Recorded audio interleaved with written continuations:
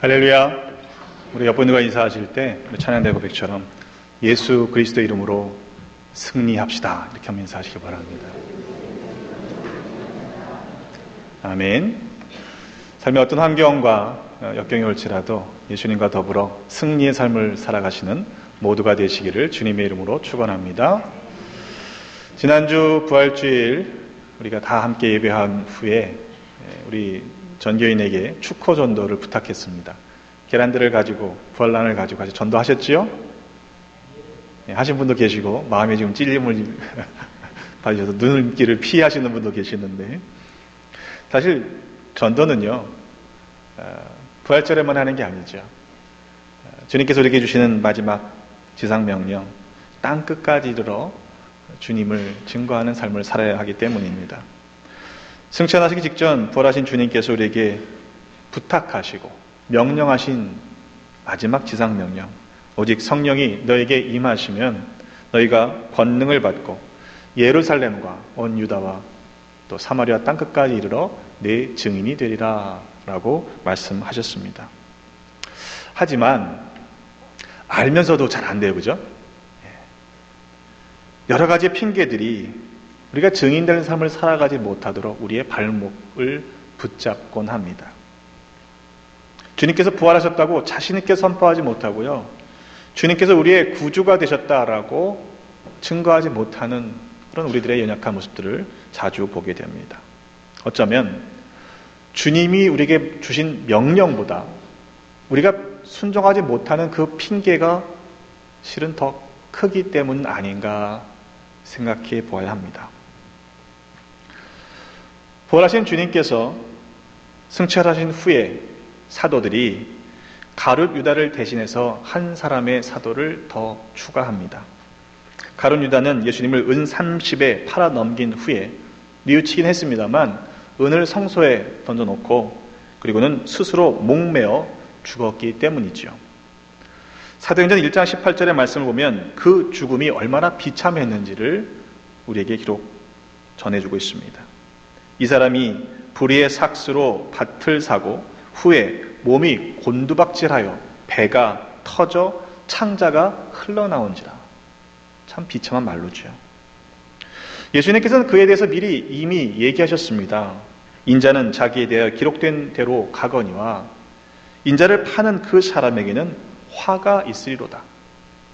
그 사람은 차라리 태어나지 아니하였더라면 제게 좋을 뻔했다 이렇게 말씀하셨습니다. 이에 11사도가 모여서요 그 빈자리를 채우려고 두 사람을 추천합니다. 한 사람은 바사바라고도 하고 별명은 유수도라고 하는 요셉이었고, 다른 한 사람은 마띠아였습니다. 이들에 대한 설명이 많지는 않습니다만 어쨌든 저들이 함께 기도하고 제비를 뽑아서 한 사람을 택하는데 마띠아가 되죠. 그런데 아무나 추천한 것이 아니었습니다. 그 두 사람을 추천했던 자격 조건이 있었습니다. 두 가지였는데요. 하나는 요한의 세례로부터 승천하신 날까지 주 예수께서 제자들 가운데 출입하실 때 항상 그들과 함께 다니던 사람이었어야 합니다. 그리고 사도들과 더불어서 예수님께서 부활하심을 증언할 사람이 되게 하는 것이었죠. 다른 말로 요약해보면요, 사도가 될 수 있었던 두 가지 자격 요건은 주님과 항상 함께 다녔어야 합니다. 그리고 주님의 부활하신 현장을 직접 목격했었어야 하는 것이죠. 그래서 사도들은 증언할 사람을 찾았던 것입니다. 부활하신 예수님께서도 증인이 되어야 한다라고 말씀하셨던 것이지요. 증인이 무엇입니까? 증인은요, 사전적으로 보면 어떤 사건, 어떤 사실을 증명하는 사람입니다. 그렇기 위해서는 증인은 최소한 그 사건의 현장에서 그 되어진 일들을 직접 목격했어야 하죠. 그리고 증언이라고 하는 것은 본 그대로, 사실 그대로 증명하는 것이 증언입니다. 내가 봤다는데, 그렇죠? 내가 직접 봤다는데 그보다 더 확실한 증언이 어디 있습니까? 증거가 또한 어디 있습니까? 최소한 증인에게는 자기가 눈으로 본 그 사실, 직접 본 그 광경이 가장 확실한 증거였다라는 것이죠. 오늘 함께 읽으신 말씀 이전에 본문의 배경이 이렇습니다. 사도들이요, 부활하신 주님을 증거합니다. 사도들의 손을 통해서 병고침의 기적들이 계속 일어났습니다. 예수님이 십자가 달려 돌아가실 때 그들은요, 두려워서 숨었었죠. 그런데 더 이상 그렇게 숨는 제자들이 아니었습니다. 왜냐하면 부활하신 주님을 만났기 때문입니다. 처음에는 제자들도요, 믿기가 어려웠어요. 하지만 부활하셔서 승천하시기 직전까지 제자들이 경험했던 예수님의 부활은 도무지 말로 설명할 수 없는 것이었지만 그러나 진짜였던 것이죠. 주님의 부활은 그들에게는 직접 경험되었던 사건이었습니다. 그래서 그 사실을, 놀라운 일을 증거하지 않을 수가 없었던 것입니다. 때문에 복음이 선포되고 주님의 부활이 증거되는 곳에서는 회개의 역사가 일어났고, 또 그 말씀을 들은 사람들 중에는 하루에도 수천 명씩 주님의 제자가 되는 결단을 하는 일들이 교회 안에 일어났습니다. 여러분 한번 그 장면을, 그 되어지는 일들을 상상해 보십시오. 얼마나 놀라운 일들입니까? 아마 상상만 해도 흥분되는 일일 것입니다. 그런데 그 상황을 못마땅하게 생각하던 사람들이 있었습니다. 사도행전 4장 15절에서 20절을 보면 공회, 70인으로 구성된 유대인의 최고 기관이었죠. 그 공회가 예수의 이름으로 아무에게도 말하지 말고 가르치지도 말라, 이렇게 경고를 했습니다. 하지만 사도들이 그럴 수 있나요? 베드로와 요한이 이렇게 대답했습니다. 하나님 앞에서 너희 말을 듣는 것이 하나님의 말씀을 듣는 것보다 옳은가 판단하라. 우리는 보고 들은 것을 말하지 아니할 수 없다, 이렇게 대답합니다. 오늘 본문의 상황도 마찬가지입니다. 아무리 공회가요, 위협해서 말하지도 말고 가르치도 마라 했지만 사도들은 부활의 주님을 증거하는 일을 멈추지 않았습니다. 5장 12절로 16절의 말씀에 보면 사도들의 손을 거쳐서 많은 놀라운 표징들과 그리고 기적들이 일어났죠. 백성들은요, 그를 칭찬했습니다. 믿는 사람들이 더욱 늘어나면서 남녀의 성도, 신도의 수가 큰 무리를 이루게 되었습니다. 심지어는요, 병든 사람들이 그들을 거리로 데리고 나가서 자리를 깔고요, 침상을 놓고는 베드로가 지나갈 때에 그 그림자라도 그들 가운데 누구에겐가 덮이기를 기대했습니다.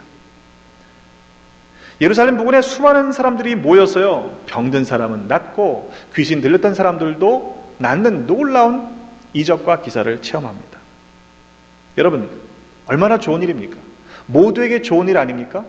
그렇다면 저런 일들이 내게도 일어났으면 얼마나 좋을까 하는 그런 마음으로 사도들에게 나아가야 하는 것이 마땅하고 아니었을까요? 그런데 사도행전 5장 17절로 21절 상반절에 보면 대제사장과 사두개인의 당파가 다 마음의 시기가 가득하여 일어나서 사도들을 잡아다가 옥에 가두었다고 했습니다. 하지만 아무리 저들이 옥에 가둔다고 해도요, 가둘 수 있는 것이 아니었죠. 주의 사자가요, 밤에 나타나서 옥문을 엽니다. 그리고 그들을 끌어내서 이렇게 말합니다. 가서 성전에 서서 이 생명의 말씀을 다 백성들에게 전하라. 그들이 듣고 새벽에 성전에서 들어가 가르쳤다라고 성경은 기록하고 있습니다. 그러니까 받은 말씀을 뒤로 미뤄둘 수가 없는 거예요. 그 명령을 곧바로 수행하기 위해서 새벽에 성전에 들어갔던 것이죠. 이어지는 사도행전 55장 21절에서 23절에 보면요, 그 상황, 사도들이 풀려난 상황을 모르고요, 대제사장과 그와 함께 있던 사람들이 공회를 모으고 이스라엘 족속들의 원로들을 다 모아 놓고요, 사람들을 보내서 그 잡아놨던 사도들을 데리고 와라, 이렇게 시킵니다. 근데 가보니까요, 없는 거예요. 보고를 하는데요, 옥은 든든하게 잠기고 지키는 사람들은 문에 굳게 서 있습니다. 그런데 문을 열고 보니까 한 사람도 없는 겁니다. 도무지 설명할 수 없는 사건이 일어났습니다. 그런데 그 이야기가 되는 와중에 어떤 사람들이 또 보고를 하는 겁니다. 옥에 가뒀던 그 사람들이요, 성전에 서서 백성들을 가르치고 있습니다. 이에 성전 경비대장이 자기 부하들과 같이 사도들을 잡아옵니다. 하지만 강제로 하지는 못했다. 왜냐하면 백성들이 돌로 칠까 두려워했기 때문이라고 전해주고 있습니다.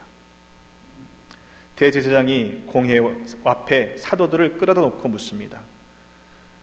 우리가 이 사람의 이름으로, 이 이름으로 사람들을 가르치지 말라고 언급했지 않느냐? 근데 너희들이 지금 그렇게 온 예루살렘에 그 이야기를 가득 차게 하니까 이 사람의 피를 우리에게 지금 돌리려고 하는구나, 이렇게 이야기하죠. 그때 베드로와 사도들이 이렇게 대답합니다. 사람보다 하나님께 순종하는 것이 마땅하니라.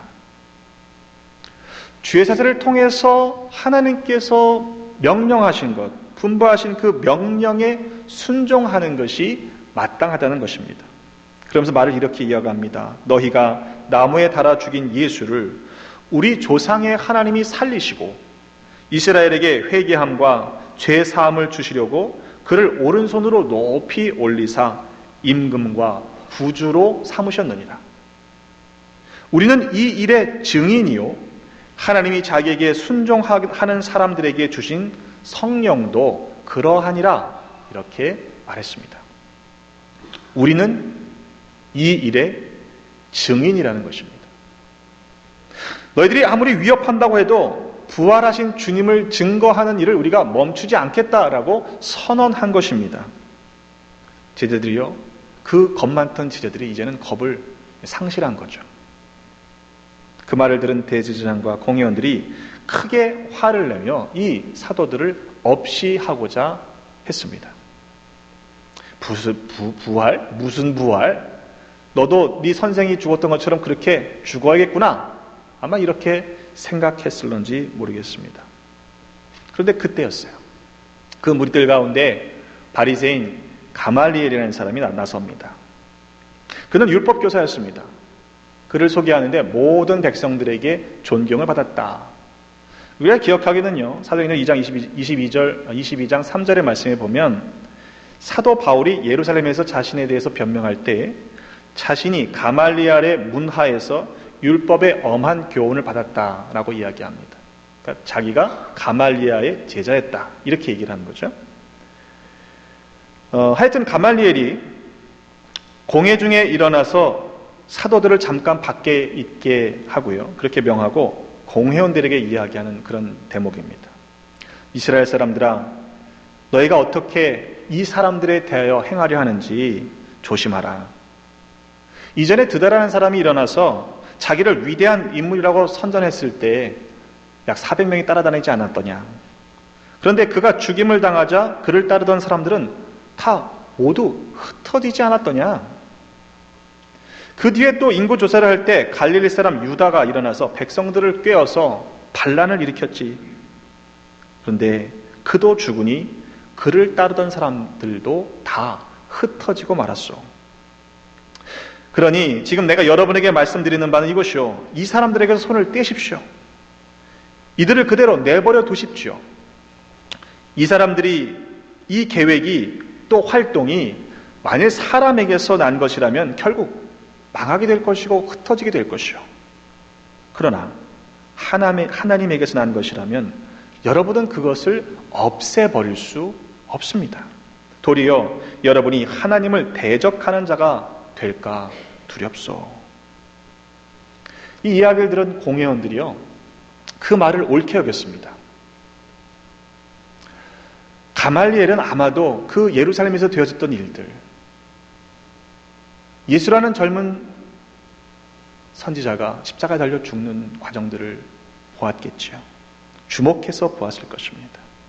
그리고 혹 그 예수를 십자가에 달려 죽게 한 것이 너무 성급한 결정은 아니었는가 생각했을지도 모르겠습니다. 그러니까 지금은 일단 신중하게 생각하고 결정하자, 이렇게 마음을 바꾼 것입니다.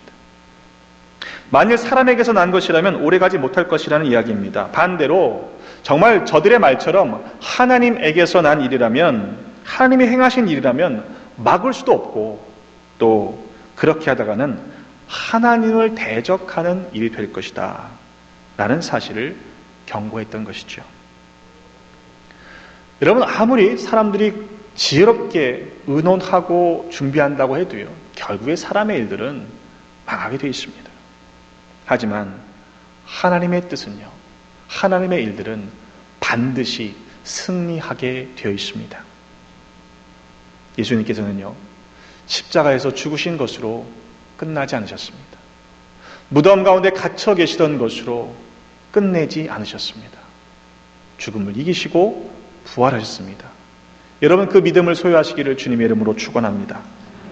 그 부활의 주님께서 우리로 하여금 그러한 부활이 우리에게도 약속되어 있음을 직접 첫 열매로 보여주신 것입니다. 공회는요, 가말리엘의 말을 다 들었습니다. 그리고는 사도들을 다시 불러들였어요. 그리고는 채찍질하며 예수의 이름으로 말하는 것을 금하고 놓아줍니다. 그때 사도들이 공회 앞을 떠나며 기뻐했다라고 했습니다. 잡혔다가 채찍질 몇 대 맞고 풀려난 것을 기뻐한 것이 아닙니다. 사도들은 그 이름을 위하여 능욕받는 일에 합당한 자로 여기심을 입었다는 그 자체를 기뻐했던 것이죠. 그리고 나서요, 그들은 날마다 성전에 있든지 집에 있든지 예수는 그리스도다라는 사실을 가르치는 일과 전도하는 일들을 그치지 않았다라고 성경은 기록해 줍니다. 아무리요, 채찍질 한다고 해서 멈출 수 있는 일들이 아닙니다.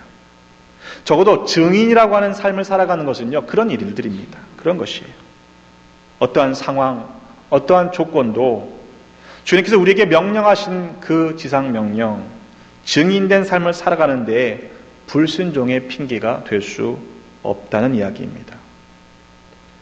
예수님의 이름 때문에, 주님 때문에 모욕을 당하는 자격을 얻은 것을 기뻐할 수 있어야 증인이 될 수 있는 것이죠. 여러분, 그런 믿음을 소유하시기를 주님의 이름으로 축원합니다. 우리는 이 일의 증인이요, 하나님이 자기에게 순종하는 사람들에게 주신 성령도 그러하다, 그렇게 말씀했습니다. 권능을 받아야 증인이 될 수 있습니다. 그런데 그 권능은 성령께서 임하셔야만 얻을 수 있는 것이죠. 그런데 오늘 말씀과 연관시켜보면요, 순종하는 자들에게 성령을 주신다고 했습니다. 바꿔 얘기해보면요, 불순종하는 자들에게는 성령을 주시지 않는다는 말이 됩니다. 순종이 그만큼 중요하다는 이야기죠. 주님, 제가 여기 있습니다. 말씀만 하옵소서. 그대로 순종하겠습니다. 그것이 부활하신 주님을 증거하는 증인의 삶을 살아가는 자세임을 여러분 잊지 마시고 그런 믿음으로 살아가시기를 간절히 바랍니다. 에베소서 5장 6절로 7절에 사도 바울은 이렇게 가르쳤습니다. 누구든지 헛된 말로 너희를 속이지 못하게 하라. 이로 말미암아 하나님의 진노가 불순종의 아들들에게 임하나니 그러므로 그들과 함께하는 자가 되지 말라. 이건 단순히요, 순종하는 것이냐 불순종이냐 이런 차원의 이야기가 아닙니다. 불순종의 이유는 결과적으로는요, 우리가 하나님을 하나님으로 인정하지 않기 때문에 발생하는 일들입니다.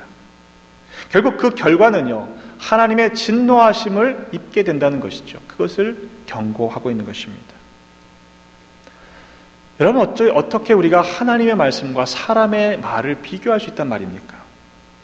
사람보다 하나님께 순종하는 것이 지극히 마땅한 일입니다.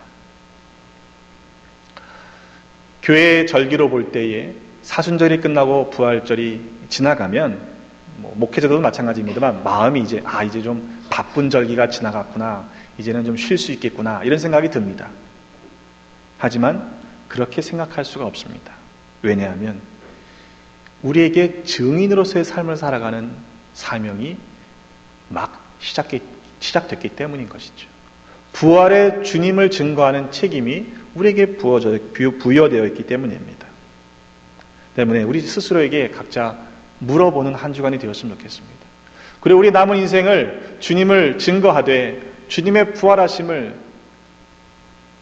증거하는 증인으로 살아갔으면 좋겠습니다.